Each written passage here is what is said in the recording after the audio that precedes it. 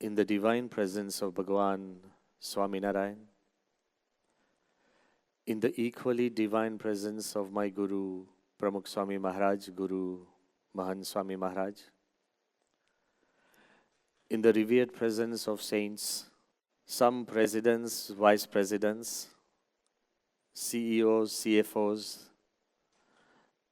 and others likely to occupy those places. I take this opportunity not just to welcome you to the BAPS Hindu Mandir, but knowing full well where the space of values, deeper understanding, greater purpose lie in your lives. Because it doesn't matter where we gather. We can always gather at a party, which George Orwell always called mimic warfare. Everybody goes to a party to have a great time, but you are secretly competing by dress.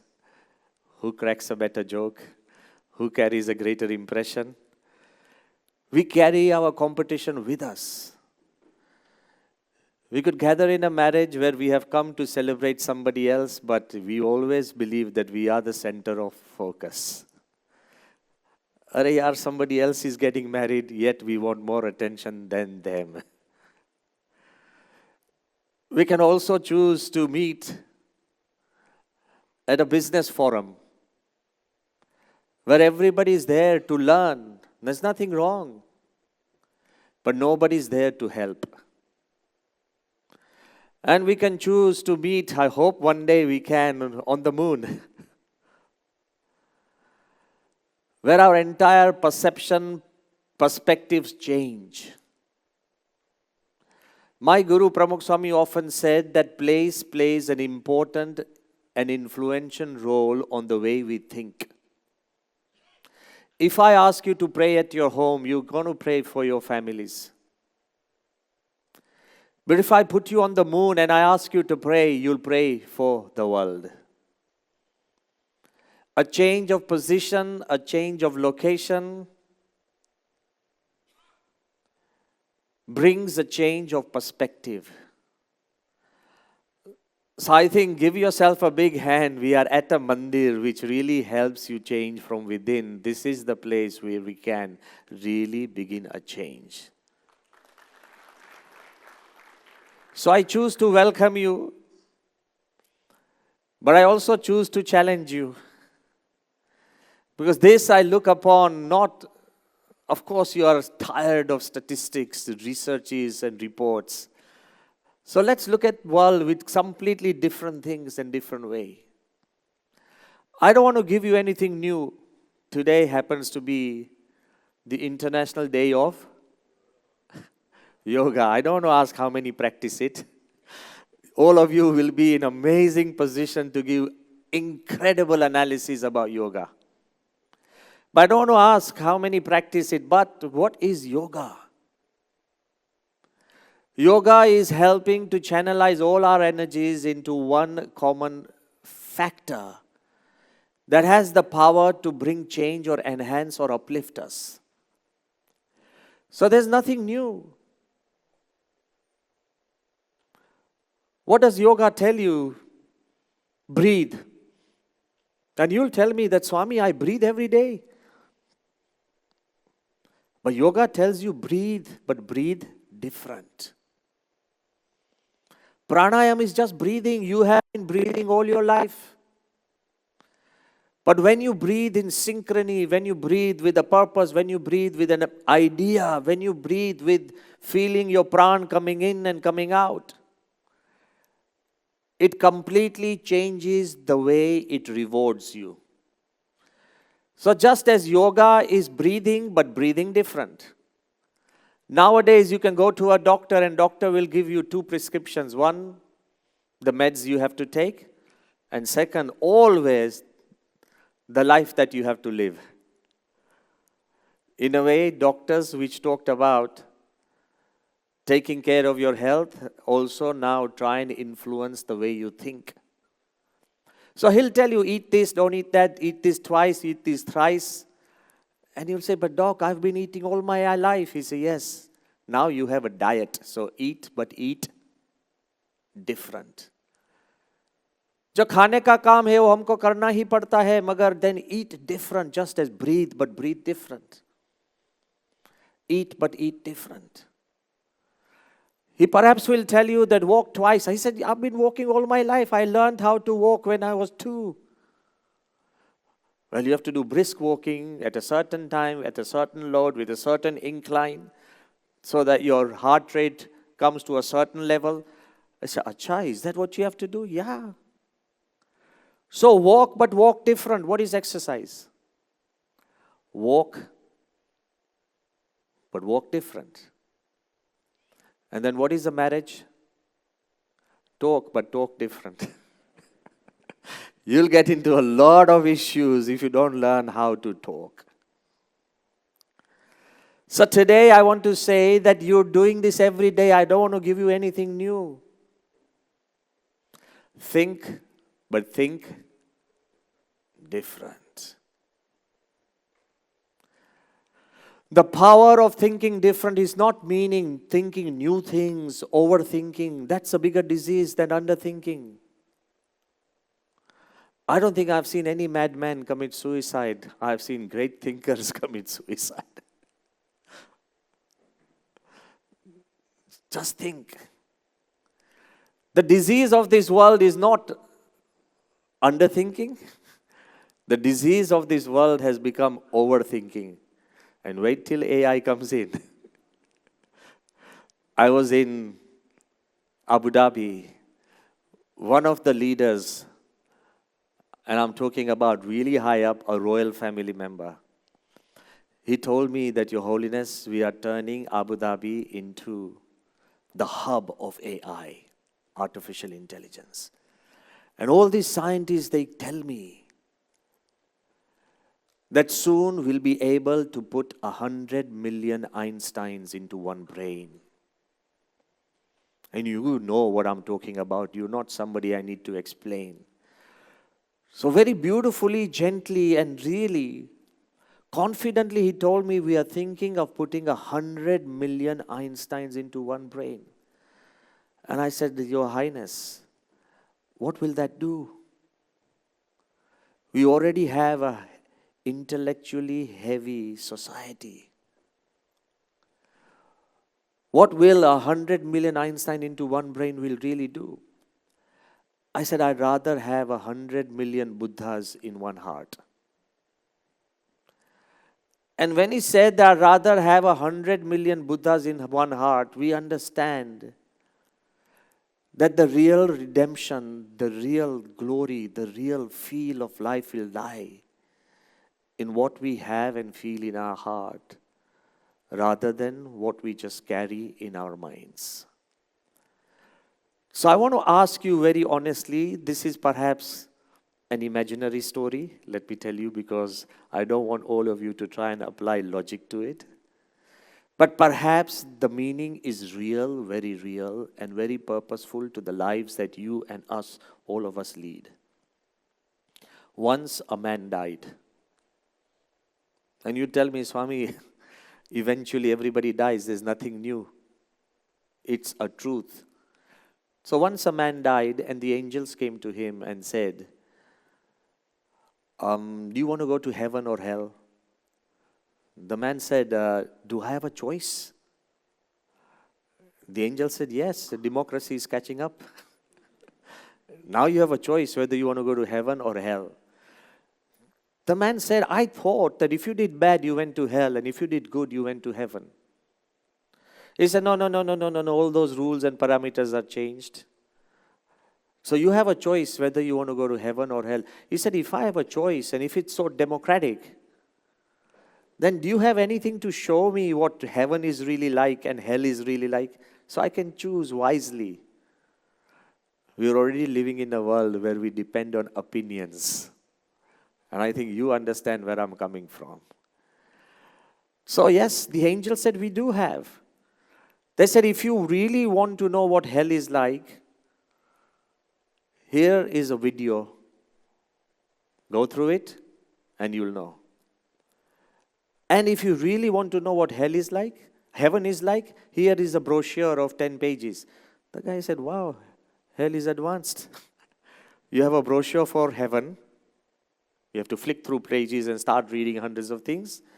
And you have a nice, beautiful 3D revelatory video on hell. And then he looks at the brochure, and in that brochure he sees, there are people sitting in meditation, quiet, nobody's talking to anybody, everybody is at a distance, everything is just too damn peaceful. And when he looks at the video of hell, everybody's having a rave of a time, party, music, and hugging everybody and feeding everybody, and everybody's so-called happy, happy, happy. So he dials the angels back and he said, well, if this is the thing, I really want to go to hell. And the angel said, look, one last time, I'm giving you a last choice. If you want to go to heaven, take the staircase up. And if you want to go to hell, take the elevator down. He said, wow, hell is advanced. And then he says, I want to go to hell. He presses the button. The doors of the elevator open up. He goes into the doors, and then he presses the button for hell. Suddenly, the floor of the elevator opens up. He drops deep into a pool of muck, mud, and cess. And there he's wallowing in this filth. Can't breathe. It's so dark. It's so horrible. And he's shouting. He said, my God, what is this? And there's a voice up at the place of the light. And the guy who had given him the video, the angel, he said, hey, what's up? He said, but this is not hell. He said, of course it is. You chose hell. He said, what was all that in that video you showed me? He said, that was our promotional video.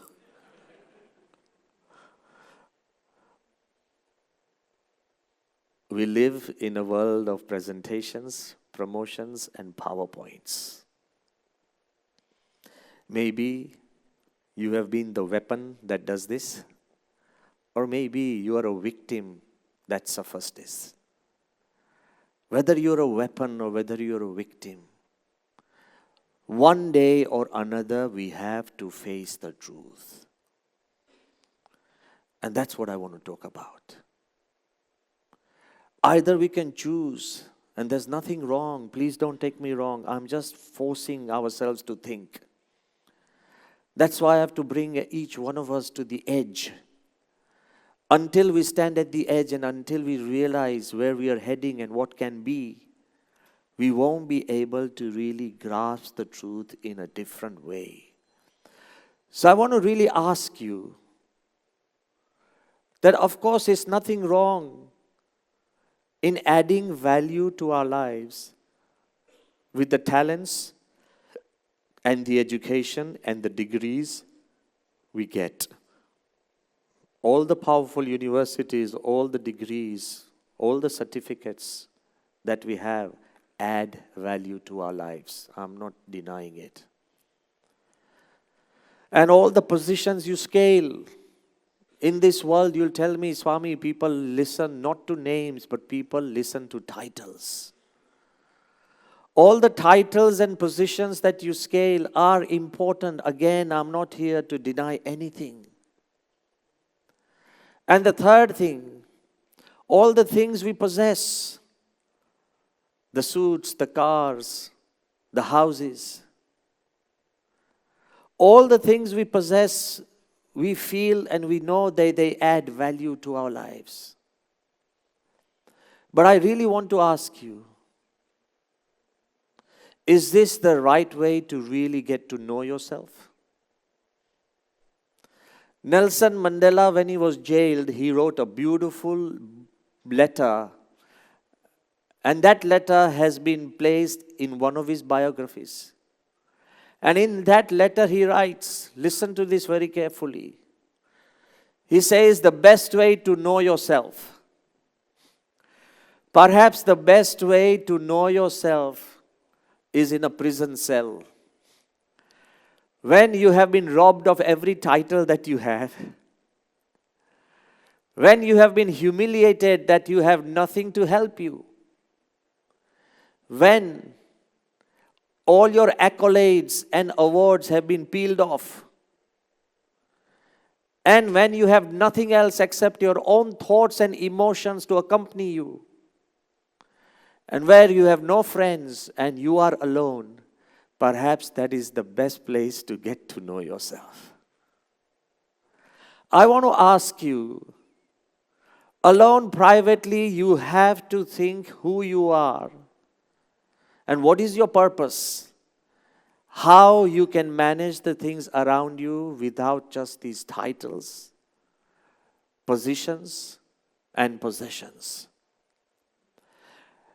The moment we understand simple things can give us direction. Let me tell you one simple incident that happened with me in Dubai has completely helped me the way to re-evaluate life, the way to also chart my own life.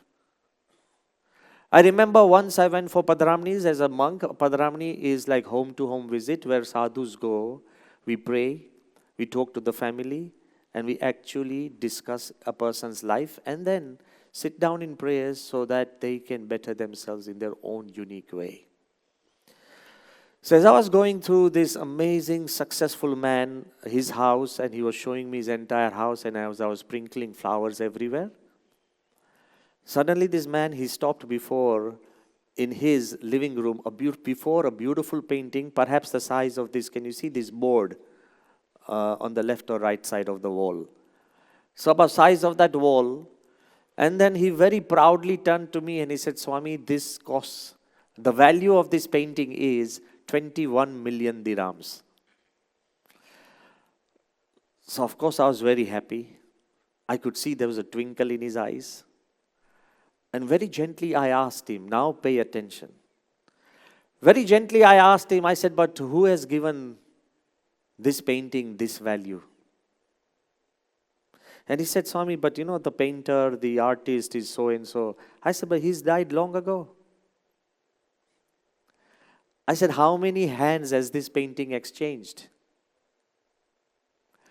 So he started smiling to me. I said, I want to ask you, who has given this value of 21 million dirhams to this painting? It was an idea that came through my mind. And then I said, if you look at the worth of this painting in physical ways, it's just 4 strips of wood for the border, a small sheet of canvas, paint worth of maybe 50 dirhams. If I add all the blues and reds and greens, and such paintings, majority is plain white. So I said, if I add the dabs of paints on the painting, it costs up to maybe 50 dirhams. At the most, this painting will physically and practically cost 100 dirhams. I said, who gave it its value? And then I explained. I said, you did. The fact you bought it at 21 million and you thought it was worth buying at 21 million, you gave value to this painting. And the moment you sell it to somebody for 25 and he buys it or she buys it at 25 million, she gives it value of 25 million. Because how many stories do we know that Van Gogh, whose paintings are now sold at 400 million US dollars or 600 million US dollars, could not sell his one single painting for half a loaf of bread? So if Van Gogh could not sell his painting, which he valued at such a price, then who gives value to paintings? Us. You give value to your cars. The antiques you have at your home, you give value to them by saying, this was used by my dad, this was used by Gandhi, this was used. We give value to the things we value. And he said, yes. I said, if we can give value to dead, inanimate things and objects, why can't we give value to life and living people? Think about it. I said, why can't we give value to the people whom we love, people who are with us, people who help us, people who are around us? Why can't you give value to living people? If we can give value to dead, inanimate things, go home and think about this. If you and I choose to give value to living people around you, you will add value to yourself. I don't want to talk about your businesses, and I don't want to talk about the things you've achieved, and I don't want to talk about everything you surround yourself with. Let's talk about giving value to life. And I said sometimes we don't really consider or give value to our own parents, our children. We say they're our children. We say we live with our family members. Do we really give value? So after 2 weeks, this man, he's not a Swaminarayan, and he's not so spiritual at all. After 2 weeks, now listen to what happened. It gave me so much satisfaction. After 2 weeks, he phones me. He says, Swami, you've opened a whole new dimension to my life. I said, what happened? He said, for the first time in our board meeting, because it's his own industry, in my board meeting, I had a chair and I asked my father, who's 82 years old, to sit in the board meeting. He said nothing. He contributed nothing. But when he sat for these 2 hours of our board meeting in silence, after the board meeting was finished, he called me close and he says, son, you don't know how valuable you made me feel. He said, the fact I could add value to my father has completely changed my relationship with my family. Now, what was the magic thing? What was the secret? Is it something that you have to go to a university to learn? No. Is it something you have to do a special course and pay up and get and learn something? No. If you learn to add value to the people around you, you will add value to your life. While all the other forms are important, the degrees, the titles, and the possessions, I'm not devaluing them, no. But I do believe, can you be a leader who adds value to wherever you go? Or are you the person who sucks away life or generates darkness wherever you sit? If you add value, you yourself will grow in value. And there is a way. When President Clinton met His Holiness Pramukh Swami Maharaj, and when he decided to sit with him in the heat of Ahmedabad, it was about maybe 2:30 in the afternoon. The sun was boiling, scorching. And when they sat, one of the things he told Pramukh Swami, which I was there part listening as I was translating, and he said, Your Holiness, there are so many people in this world who think that they can rise by pulling people down. But when I look into your eyes, I can see that you have risen by helping people rise. You could be the boss, you could be the leader, where you come to a meeting and you put everybody down and you are an undisputed leader. But you could be a leader who walks into a meeting or sits and who helps everybody feel genuinely important, not just this world of presentation just for the sake and not just plastic relationship. No. You could help everybody around you rise, and in that way, they will carry you on their shoulders. So value-added life is, can you increase the value of your life by helping increase the value of others? In different words, Pramukh Swami often said, and I'm paraphrasing those words in a beautiful English sentence, build your people and they will build your empire. Take care of your people and they will take care of your world. If you ask them to take care of your world, they will not. They will take care of their own world. It's a very simple formula. And you'll ask me that, Swami, but how can I add value to the people around me? So first, let me be frank. તમે બધા સાધુ નથી, you are not monks. And I can't ask you to let go of all your responsibilities and just be good and kind and auspicious to everybody. No, you're in a position where you have to evaluate, you have to tell the truth. Sometimes truth hurts. Sometimes you have to take tough decisions which may not be joyful for others. But I want to say that there are times and there are moments where you can genuinely rise above the cutthroat competition and still be a powerful leader by showing empathy in different ways. So first, my first simple idea would be create time. And you'll tell me, but Swami, that's the first time we are hearing the phrase creating time. We've all learnt in this way that our schedule is tight, we can't change it. We only have a set number of hours and you can't increase them. Time is something that can't be got. Time is something that you can't have. Time is running. Time, we can't catch up. We don't have time ourselves. How can we really give time? I am telling you now, write these two words down in your heart. Create time. You'll tell me only God can create time. How can I create time? You can. We do make time for the things that we love. Come on. The movie that we want to see, we make time, set everything aside. If you are interested in your loyal Indians, you love cricket, so you'll spend time. I've seen people, just this morning, this man told me, the Swami, I was up from 4 in the morning. I said, but why? Cricket. You create time for the things that you love. Yes or no? Tell me. Loudly, come on.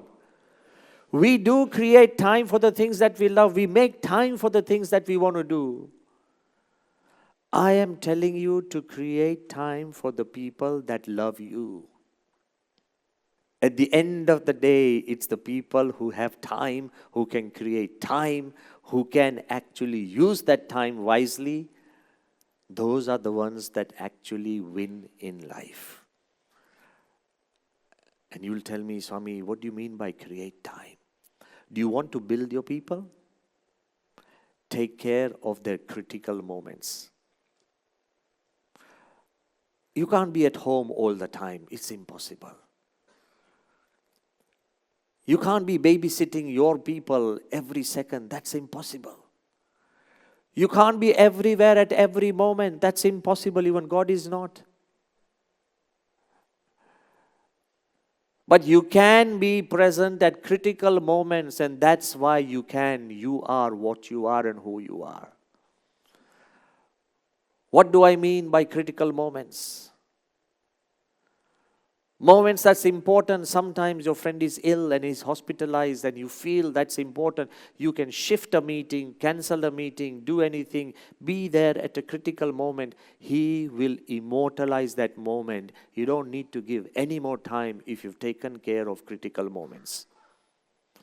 But in this illusion that we have no time, we have no time, we have no time, we brush aside even the critical moments. Do you understand that? Even your family is not so that rude or demanding. If you take care of critical moments of your children, your wife or your husbands, I'll explain later what do I mean. But if you can take and save the critical moments, you have been able to create time which will give you the power to actually, more importantly, save the day and the moment. And if you want to understand what do I mean by that, I remember that after Dr. APJ Abdul Kalam, India's most famous scientist, who was the principal scientific advisor to the Prime Minister of India, later on he went to become the President of India, who was one of the fathers of our atomic bomb. I had a very deep friendship with him, and I remember him today because only yesterday on 20 June, he had written his final book, Transcendence, his experiences about Pramukh Swami Maharaj, and he had come to a small village to actually hand that book over and release that book. So Dr. Kalam, every time I went to Rashtrapati Bhavan as a friend, and I'm saying it as it is, that must have been almost 18 to 19 times while he was president. You don't go to the presidential house so often. But he would want discussions, ideas as we would share. Every time, now remember this, every time we went, he would walk us to our car. And I said, President Kalam, it's not protocol for a president to walk somebody to his or her car. He said, nope, I'll do it. I said, but why? Do you know what he told me? The once when I was in a big festival in Gandhinagar Akshardham, and the festival celebrated 50 years, golden years of BAPS children activities. Almost 25,000 children had gathered. Once the festival was over, Pramukh Swami was supposed to be seated in the temple because of his age. Dr. Kalam and us, we were walking through the crowds to his car, which was maybe just 100, 200 meters away. And as we walked quietly in this crowd, and we walked to the car, to his shocking surprise, he saw that Pramukh Swami himself had walked just behind him, quietly to the car to see Kalam off. And Kalam, when he looked at Pramukh Swami, he said that he didn't have to come. He's a spiritual leader of millions. He didn't have to come and walk me to my car in this crowd. The fact Pramukh Swami created time, for 18 times Kalam always walked us to our car. It's not for a return, it's something that drives people if you save a moment. And it doesn't always have to be needy, difficult. It doesn't even need to be told to that person if you create time for somebody. If you made a right phone call for somebody without telling him or her that how much you have recommended them, when they go for that interview and when they find out that one of the reasons they were selected because of your critical moment phone call, do you think you need to talk to them ever again? They'll never forget your love. So it's not about how much time, the extensity of time. It's about the intensity of the moment. In Pramukh Swami's life, one man, he was a devotee, Jai Krishna Patel, in London in 1990s. He was in a hospital, he was on his deathbed. From the hospital, he called Pramukh Swami and said, Swami, I really want to just see you once. I hope I can see you once. Everybody would say, would want to have the darshan of their guru. And he remembered that when he was a young boy, he used to go around into the villages of India with Pramukh Swami. You know, as Pramukh Swami went from home to home in simple villages. So he said that I accompanied you when I was a little child. So I remember those moments. Now I'm in a hospital and I really just want to see you once. Pramukh Swami was far away. And it was impossible for him to physically meet Pramukh Swami, or even Pramukh Swami was too distant to even be present in the hospital. And now you'll tell me, Swami, how do you solve this issue? How do you solve an issue that has been separated by geography, chronology, and practicality? You know what happened?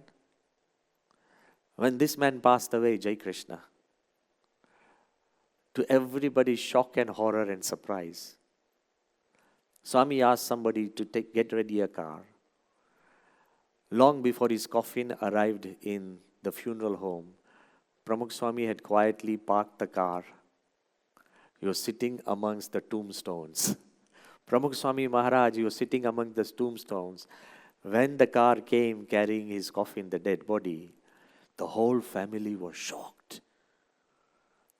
And Swami opened the coffin, tapped the cheeks of Jai Krishna and said, You actually wanted to see me. I actually also wanted to see you before your last rites, and he paid his respect. Jai Krishna wasn't there to feel this. But do you think this can be lost in the hearts of the millions who know? That you have somebody who will be with you in your critical moment. So create time means take care of the critical moments of your family. You can't be there 24 hours. Critical moments of your board people, critical moments of the people who love you and are around you, you will be able to add value to the lives of the people who love you. The second thing I wanted to share, and I think it's very important, that how powerful this one simple moment of giving a right gesture at a right time in a critical moment. Maybe you've heard of the name of Oscar Wilde, one of the finest writers. I have grown up reading him in England. He is an Irish author.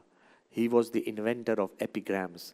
Perhaps, of course, his name will not feature in the leagues of Shakespeare and Dickens.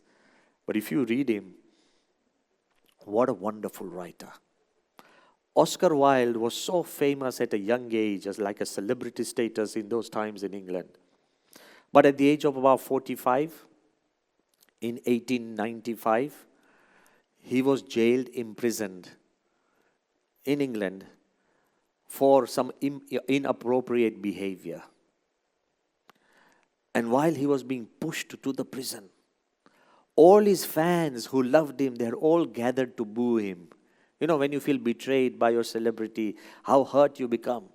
So Oscar Wilde, he writes in one of his later essays, that as I was being dragged and pushed into the reading jail, thousands of people who actually worshipped me were all lined up and booing. There was commotion and noise, and there was a heavy hate in the air. As I held my head low, ashamed of myself for what I did, in my moment of the lowest of the lowly darkness, as I was moving, one gentleman, one old man, he stepped up.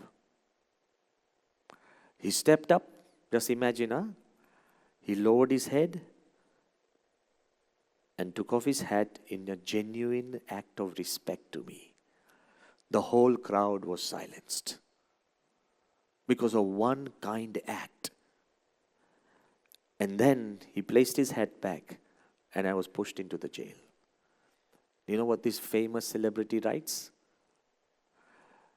He said, at a time when all my prose and poetry had turned to dust. At a time when all my awards and accolades had been crushed. At a time when I found difficult to breathe, even walk. At a time when all my knowledge, wit and wisdom had dried into a barren landscape, this one kind gesture from an unknown man made my desert bloom. I don't know who he was. I don't know why he did that. I don't know him at all. But I would be ready to give up the kingdoms of heaven just to find him once more and hug him because he made me alive from the valleys of death. Imagine the brightest author who has been praised all his life understands the power of critical moments of kindness. So don't forget that gives you life, will add life to everybody. The second idea I would say, how do you add value to your own people? And in turn, add value to your life? Forgetting mistakes. Or you say, Swami, I do that all the time. But the problem is we forget our mistakes. Those people who tell me that, Swami, I find it so difficult to forgive, are lying. Or you can, Swami, this is too strong a statement. One man came to me and he said, Swami, I really can't forgive. You don't know how difficult it is to forgive. I said, it isn't so difficult to forgive. He said, what do you mean? I said, how many times in a day do you forgive yourself? You're intelligent, ask yourself. If you wake up late, you always have a reason. Oh, yesterday I didn't get enough sleep and proper sleep. Oh, I had a neck ache. You always have a reason to forgive yourself. Every time you get a stomach ache, you always blame the food. खाने में कुछ आ गया. You don't blame yourself कि अंदर ज़्यादा आ गया. You never blame yourself that you've eaten too much, but come on. How many times do you forgive? What's this idea of cheat Sunday? You're dieting and everybody says, once in a while, once a week, I just cheat myself. Come on, you've already cheated 3 times in a week. How often do you forgive yourself? And how easy it is to forgive yourself. Why can't you forgive others? At your level, at your point and your position, of course, you are there to evaluate. But can you forget the critical mistakes of your loved people? The sign you love them should always feel that you are able to overcome and let go of critical mistakes. We've heard about John D. Rockefeller, Standard Oil Company. There is a legend about Rockefeller that one man, his star manager, he committed mistake and he lost about $1 million because of his silly mistake. And everybody in the company knew that he was in for it. And that morning, next day, his name was there that he had to see Rockefeller. While he's waiting outside, almost half an hour elapsed. And he's so concerned that, oh my God, what's going to happen? I'm waiting half an hour. He doesn't want to see me. He hates me. He wants to make me feel miserable. Definitely I'm going to get the sack. And I'm going to be fired. He knew everybody expected that $1 million at that time when the company was just growing. And when he entered, Rockefeller had a list of things written on a small sheet of paper. And the first thing Rockefeller told him, that I'm sorry, I made you wait half an hour. But as I was lighting and listing the times and the moments you have helped the company, every time you have helped company to save money, all the great decisions you have taken in the past, oh, the list has grown long. There are almost 20 to 25 times you have helped the company. So forget this mistake. I'll never remind you of it again. Do you understand?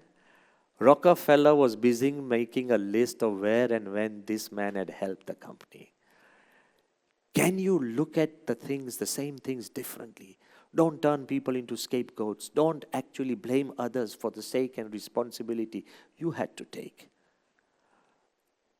If you can do that, you will be able to generate an environment that will not just rebuild your company, will not just rebuild your families, will not just rebuild your lives. They have the power to rebuild countries. And you may ask me why. Look, I had the opportunity to meet Nelson Mandela. And who doesn't know who he was? The man who was conspired against. He went to jail for 27 years for no fault of his own. Where the regime after regime actually, the Prime Minister after Prime Minister of South Africa, in their meetings, they prided themselves and bragged that one day we want to see Mandela hanged. If you're in a prison and every day you read in the papers that the cabinet meeting was discussing or ruminating about hanging Mandela, how heavy would your heart become? But I want to tell you an incident which Isu Chiba personally told me on the stage. This is not read and this is not heard from another. This is heard from Isu Chiba's mouth. Now get ready for it. Isu Chiba, he too was in the National African Congress, African National Congress. He too was in this massive fight against apartheid. He too was in this mission of equality. And as Nelson Mandela was jailed for 27 years, Isu Chiba, a man of Indian origin, was jailed for 18 years. 18 may sound small in front of 27, but come on. 18 years in jail for no fault of his own. So Isu Chiba was sitting next to me in a big event, and he told me that I'm deeply touched by the life of Pramukh Swami, because after Mandela, I've only come across a soul as grand as Pramukh Swami who has forgiven even the toughest of irregularities or discriminations done against him by lay people. He's a saint, he's forgiven, he's moved on. So I said, but tell me, what about Mandela? You know what he told me? He said, Swamiji, I had gone to India just to get married, and I come from the area of Navsari. Okay? I had freshly got married with a young woman from Navsari, and I had brought her to South Africa. And we were all involved in this ANC anti-apartheid movement. It had hardly been 3-4 months, and we were picked up for no reason at all and jailed. And we've spent our final years in Robben Island. It's an island, even if you escaped, you died. Infested and cold and freezing. Nobody had escaped Robben Island. That's just offshore Cape Town. He said the worst and the most humiliating thing that was in the prison, every month we got a chance to have a visit from our family member. That's the British way of having, a saintly human. But the sickening thing was that the Afrikaner prison guards would be next to us, and my wife would be standing about 20 feet away, so there cannot be any private whispers. We had about half an hour, and the moment she spoke in any other language than Afrikaner or English, my prison sentence would increase by default. Bhule chuke puche kem cho mari gaya. 10 years more. You understand? He said, my wife, she was freshly married from India. She could not speak a word of English. She could not speak a word of Afrikaner. I could not communicate to her in any other language because she could not understand any other language. And if I did, my prison sentence would increase. He said, for 18 years, I've seen my wife grow old, year by year, and we stood like mute, dumb animals because we could not talk a single word. Can you see the agony and trauma? You see your loved person, you can't even exchange a greeting. I could see her cry. I could bear that pain. And it hurt me so deep, so deep, so deep, that you're bringing my wife and you can't even allow me to communicate a word of gratefulness to her. No word of love, because she did not know the language. So for 18 years, it hurt me so much, that I had told some other prisoners, the day I escape or leave this prison, Isu Chiba, he's saying, the day I leave this prison, I will hunt down every white man in Africa who has conspired against us, and I'll kill him. Isu Chiba is telling me there on the stage, long after, everybody's free, but look at the hate in his heart. And he said, when I said this to other fellow prisoners, Mandela found out about this discussion in the prison. And Nelson Mandela called me. And he said, Isu, why do you think we are in the prison? And I said, for liberty, meaning freedom. And Mandela said, if we get out and we do the same to the white people, the supremacists who hurt us, would that be equality? And then he explained, liberty has no meaning without equality or dignity. If at all we leave this prison, our first job, write it down, he said, will be to go and have tea with the wives of all the white supremacists who hurt us. To have tea with their wives and assure them that nothing will happen to their husbands.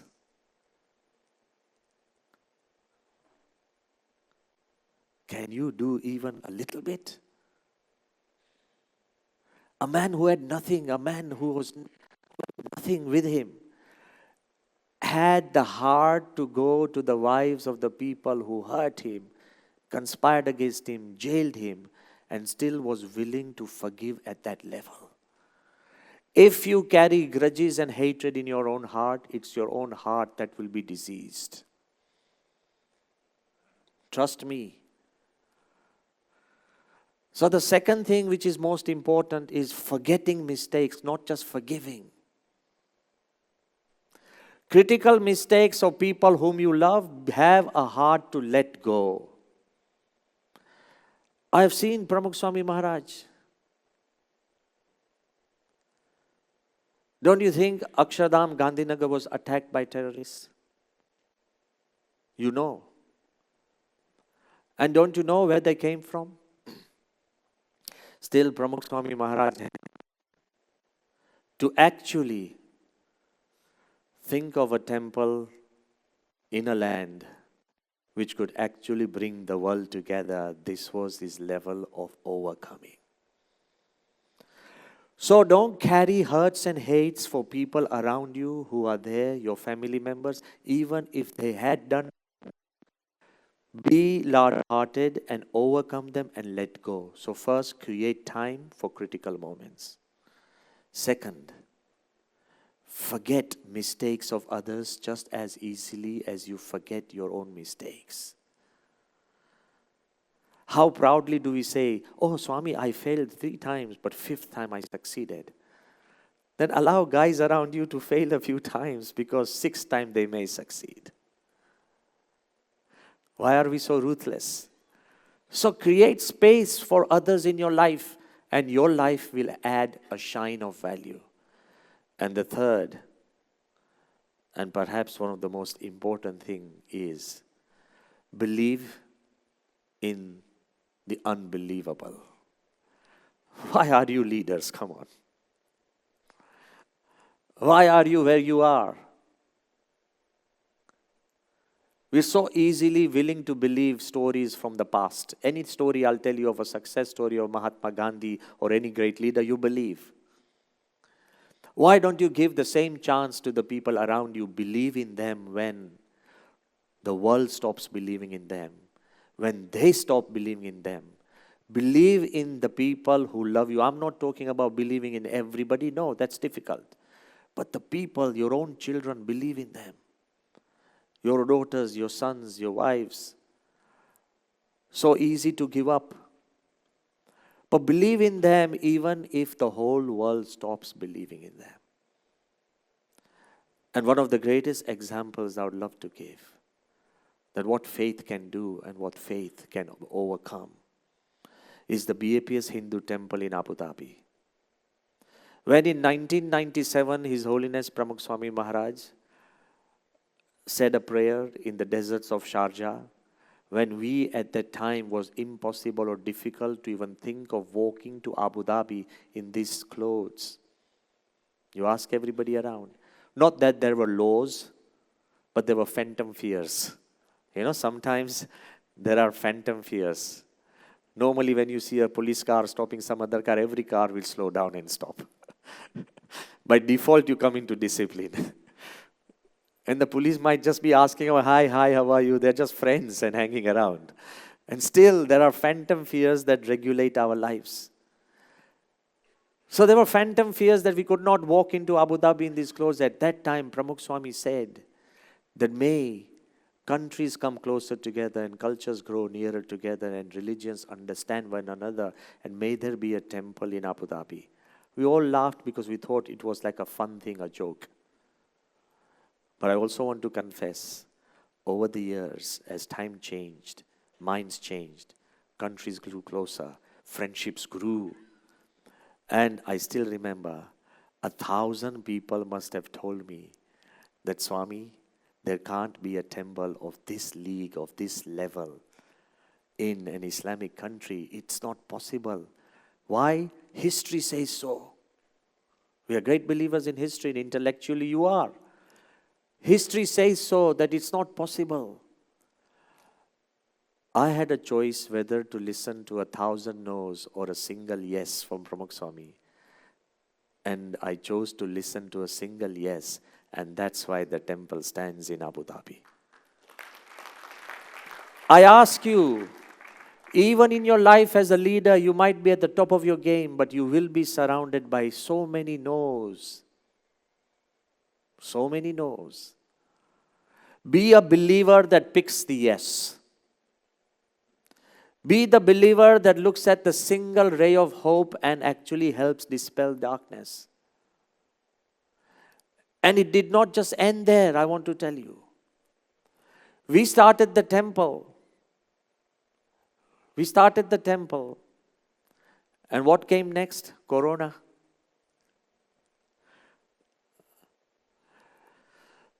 One large-hearted donor like you who believed in Indian culture, Hinduism, who believed that such a change will realign the mindsets of the world. David Frawley, Vamadeva Shastri, is an American who has won Padma Bhushan from India for being a person who loves Indian culture. He is a knowledgeable person. He is a yogi. He is a thought leader. Himself is a great Indologist. He met me in the streets of Dubai, much older to me and someone I respect deeply. Straight away, he came out of his car on the footpath, sidewalks of Dubai. He did a completely panchang pranam to me as I was walking. And he held my hand and he says, Your Holiness. I said, yes, Vamdevji. He said, till now, BAPS has built 1,200 temples. They are all inspirational. Wherever these temples are, they inspire people to live better lives, better families, more moral, ethical lives. He said, till now, BAPS has built 1,200 temples. They are all inspirational. After building Akshardhams, which will last for generations, they have become generational. But then he said, this one temple in a Middle East country is civilizational. It's bringing countries, civilizations closer together. It's impossible to even think. But let me add, one of the most valued and one of the most respected leaders that India has produced is Dr. S. Jaishankar, a no-nonsense man, straight from the hilt, straight from the heart to the heart. When he came to the Abu Dhabi temple, he started pinching himself literally like this. I've never seen Dr. S. Jaishankar out of protocol, correct? So he started pinching himself. I said, Dr. S. Jaishankar. He says, no, Swamiji. This is literally like a fairy tale. And he had written to me that this BAPS Hindu temple is like a Cinderella story. You are turning fairy tales into reality. It is more real than real. And in times to come, there will be legends about Swaminarayan sadhus having conversations with Islamic kings, just as there are legends about Buddhist monks having conversations with Chinese emperors.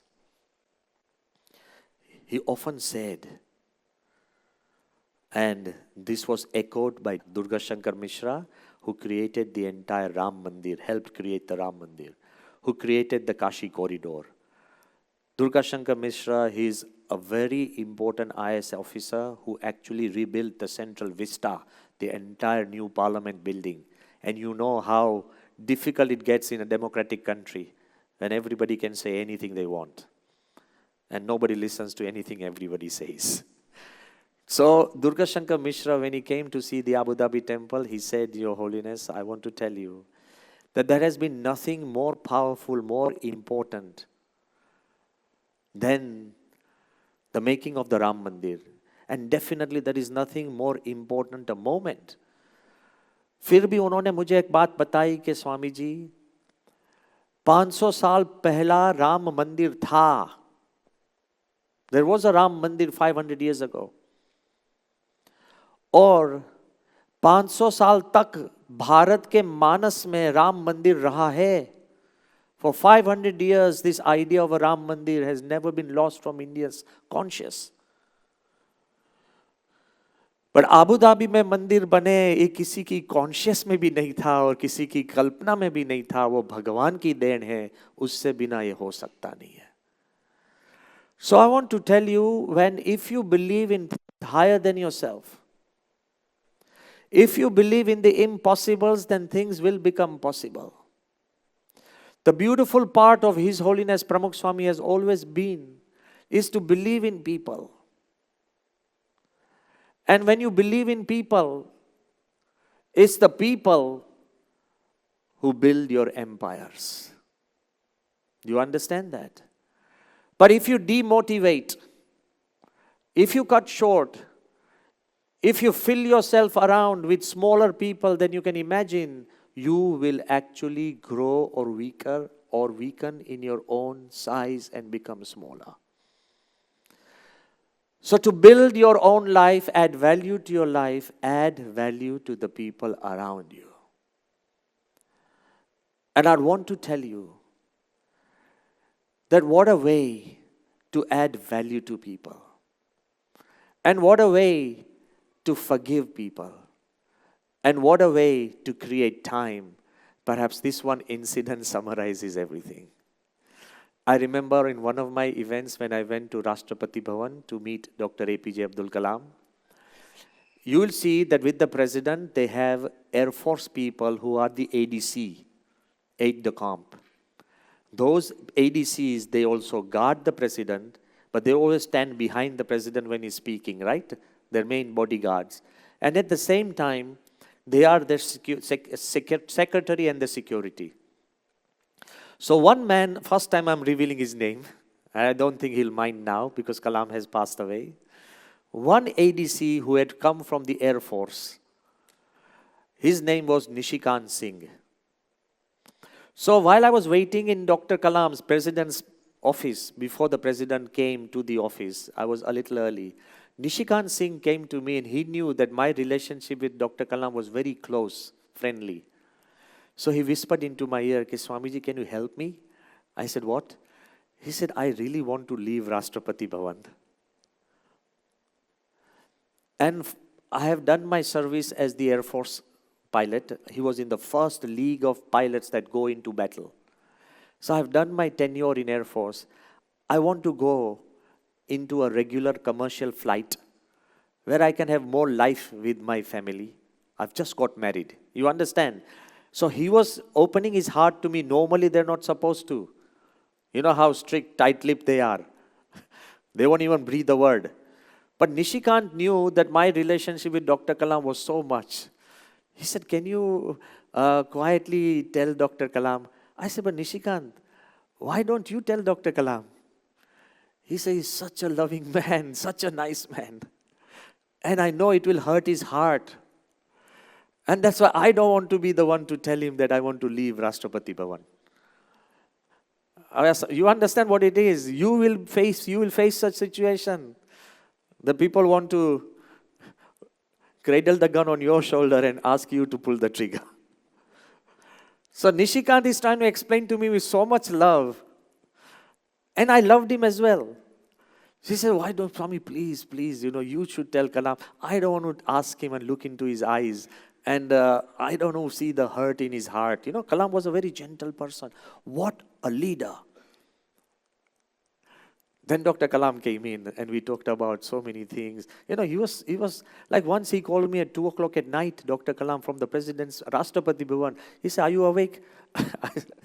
I said, I'm wondering why you are awake. He said, no, I have this idea for India. And it's not allowing me to sleep. And that's when he told me. He says, dreams are not which you get in your sleep. Dreams are what don't allow you to sleep. That's Dr. Kalam. So that's 2 o'clock at night. He's telling me, so you're such a nice person, such an exciting person. And so when after our little meeting, I said, when we were just getting up, I said, Dr. Kalam, he said, what? I said, there's a small request. He said, what? I said, Nishikant, he's a wonderful man and a great officer, and I really love him. I said, but, there's a small request that because of family and social conditions, he wants to leave the Air Force and the Rashtrapati Bhavan and then become a commercial pilot. But he finds it very difficult to tell you because of the love he has for you. He said, okay. So most people will say, okay, I'll look into it. And that's what you do. You understand? But look at a leader who adds value to his people. You know what he did, Kalam? He said, Nishikant. Nishikant came running. He said, you know something? I too want to leave Rashtrapati Bhavan. I think we should give Kalam a big hand. He said, I too want to leave Rashtrapati Bhavan. And you know what he told him? And when you become a commercial pilot, I'll be the first passenger to fly in your plane. What a way to add value to the people you love. What a way to say you can leave without making people feel guilty. What do? When somebody is about to leave, we make him so small. This is it, you're this, you've never been loyal, this is it. Don't. Why do you want to reduce the lives of others? Add value and your life and value will grow. And I'll tell you what the magic happens. It's not something that I've invented, it's something that I've learned as I move around life. What Pramukh Swami did to us, we were small, simple monks. He added value. And then we add value to the organization. And I want to tell you, if you forget, let me leave you with an incident that you'll never forget. During a time of a great famine in Egypt, the famous queen and the most beautiful queen of Egypt, Cleopatra, when her country was going through a dark period, a depression, recession, and nobody wanted to work and everything was filled with famine and darkness, disease, she asked her people to build a temple. And all her advisors said, but my queen, is this the time to build a temple? When we are hard pressed for resources, you'll tell me, experts, Swami, ye zamana hai kya mandir banate ho? That we are hard pressed for resources, there's for difficulty eating, people don't want to work, everybody's down, everybody's depressed.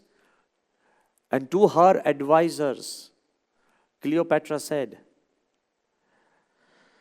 that when my people build a temple of hope and faith, they will rise in hope and faith.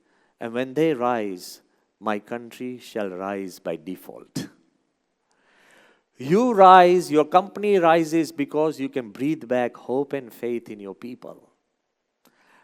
If you make them feel important and valued to their lives, they will rise.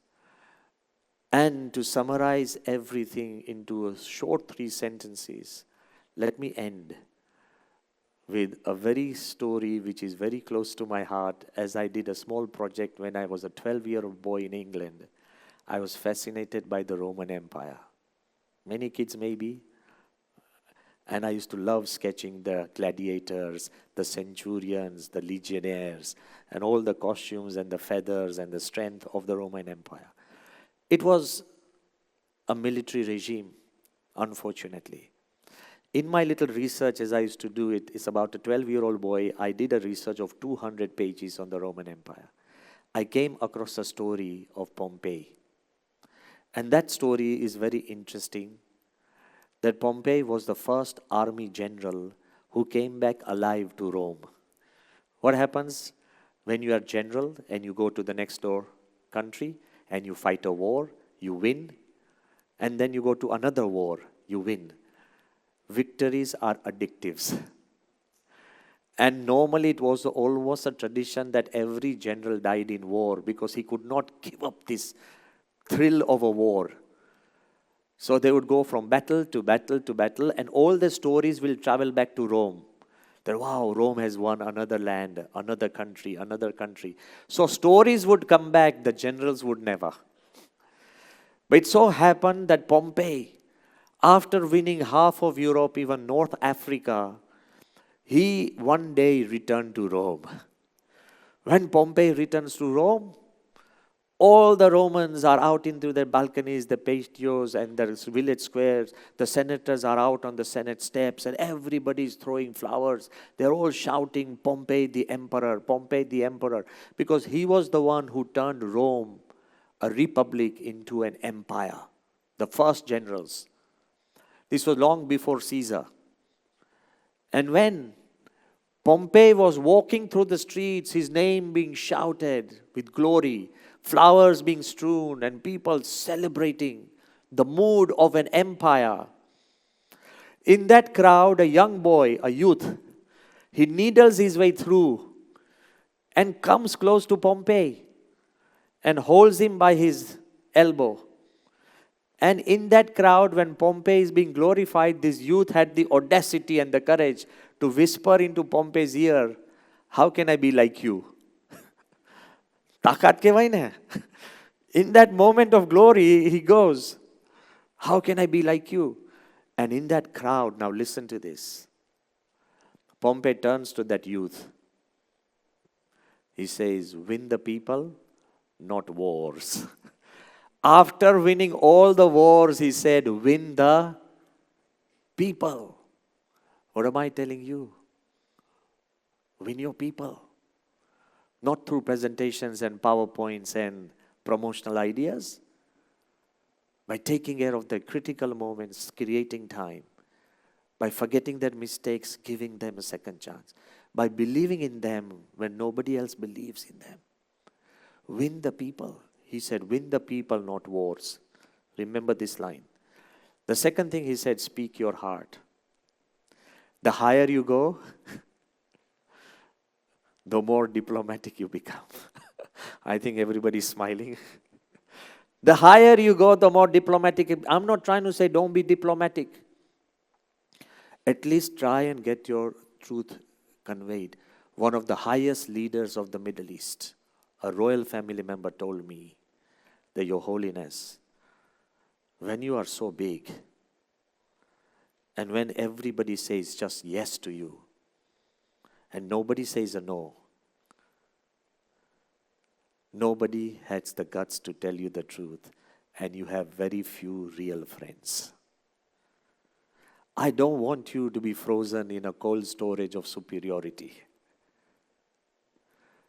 So second, speak your heart. Even in private moments, tell them this is how I feel. Be like Kalam and say that I too want to leave Rashtrapati Bhavan. I too feel pressured by this. Be a human. So first, win the people, not wars. Speak your heart. And the third, I think that will really bring your marriage back to the moment of joy.